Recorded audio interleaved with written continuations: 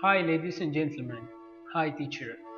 I'm here with the purpose to explain you the literary analysis of this classic masterpiece, Persuasion, written by a famous British novelist named Jane Austen in 1816 and posthumously published.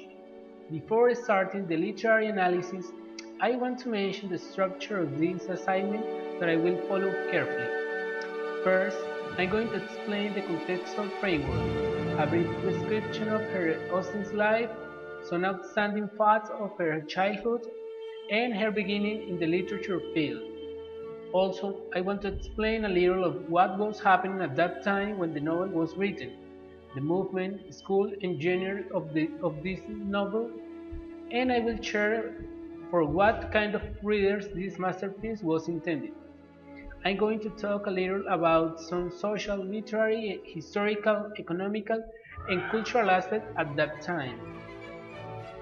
Then I will give information related to the semantic framework, what my interpretation of this masterpiece is, what I felt when I read it, and some topics that the author developed in this novel.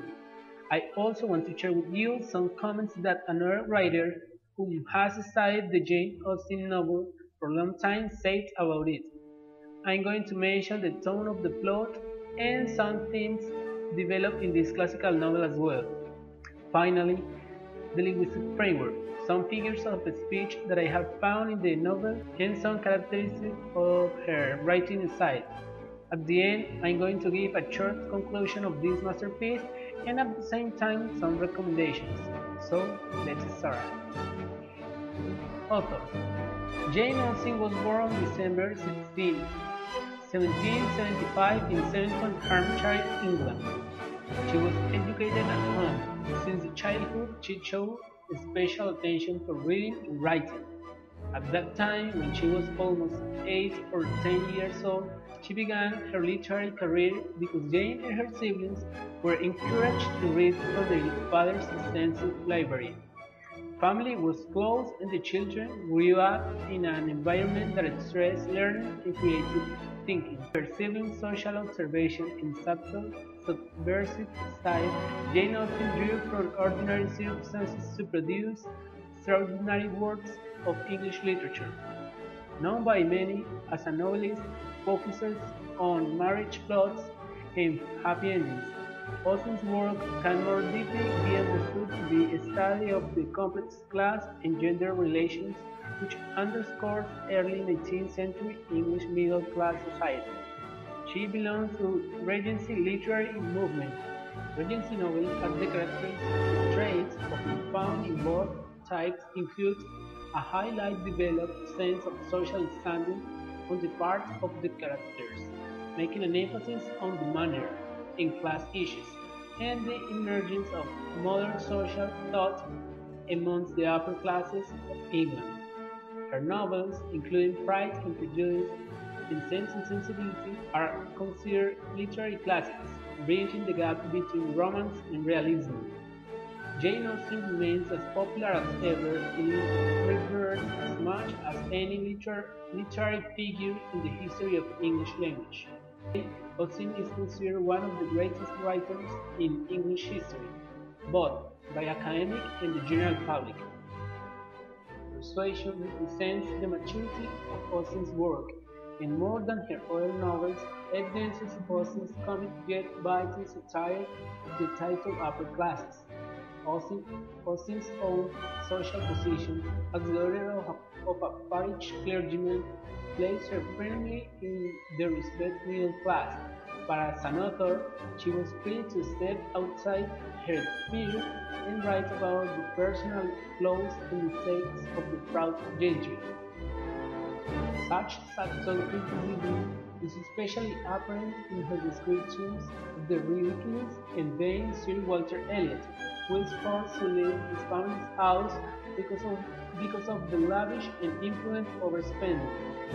Austen's final novel also stands out for the nationalistic pride expressed by the characters throughout the work.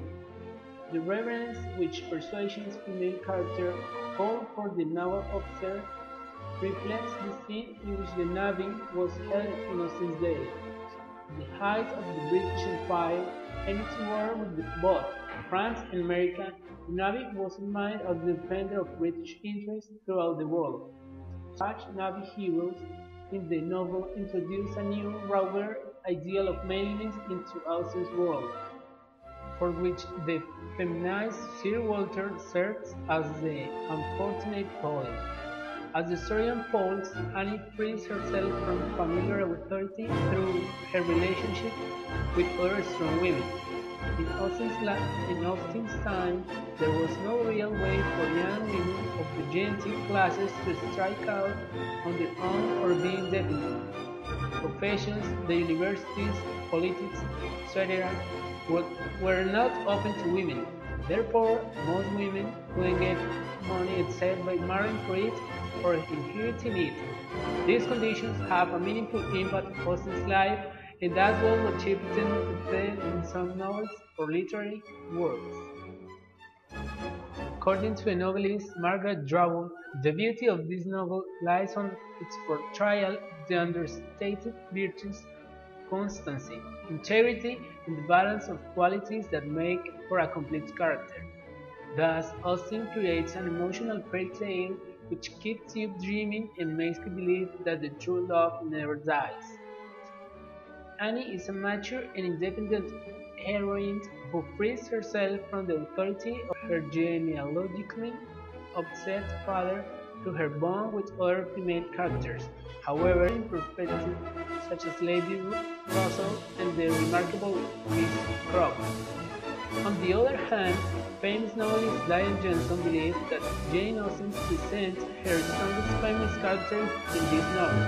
The roles of hero and heroine are reserved, and men and women are presented as moral equals. For me, this classic masterpiece tells the real life at that time with irony and satire. Through this satire comedy novel, she wants to ridicule the higher classes in England.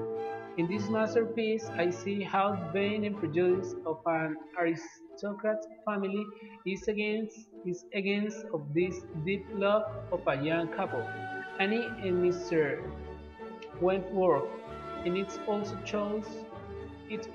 shows how this couple overcomes some troubles and get together. The final was exactly as I expected, since I began reading this classic work. Through this novel, I reflected on some special prejudices that people say, some bad advices the people closest to us sometimes say in order to bring more problems to our life or unless make us more complicated. This novel has the characteristic to use a linear structure to develop the whole story. I mean, all the actions are described chronologically, although in the chapter 21 tells us how Mr. Elliot's personality was in the past. This novel uses some figures of speech to explore the psychological part of the character so as to get closer of the real actions in this masterpiece. This novel is written in third person. Here it's an omniscient narrator. It knows everything that happens around the main characters and even tells us what the characters are thinking. For example, it describes carefully Annie and the captain's feeling. She uses a colloquial language. I didn't understand many words in the novel. Most of the names of the characters are formal. Female characters are predominant in the language. Persuasion is an excellent book, and that's the reason to be considered one of the greatest masterpieces in the history. It has a variety of themes like love, prejudice, and a misconception of the world, money, the interest for what people possess. I mean, material things. In fact, it's curious to think that nowadays it still happens, and that's what love means nowadays. In some cases, of course.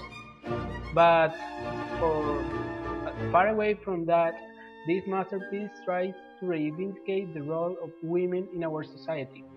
Jane Austen showed to the world that women are intelligent enough to create masterpieces even when the period of time was against of them. This teaches us that even in adverse situations, we as human beings can create great things. I think most of us like the stories of happy endings, and even more the ones that have a romantic plot. Recommendation. And here you have at hand a really great novel. If you want to know more about the world, more about some human conditions in different contexts, more about some different writing styles. For people who like to read books, especially the classic ones, I suggest to take a look for this one. This it is a satire of the high class in England, and as everybody likes to critique some things, this book is an excellent one for those who, as everybody likes to critique some things, this book is excellent for those people, and for the ones who would like to learn writing like her. Okay guys, that's enough. I would like that you take the risk and read this masterpiece. Bye bye. I'm sure that you will like it.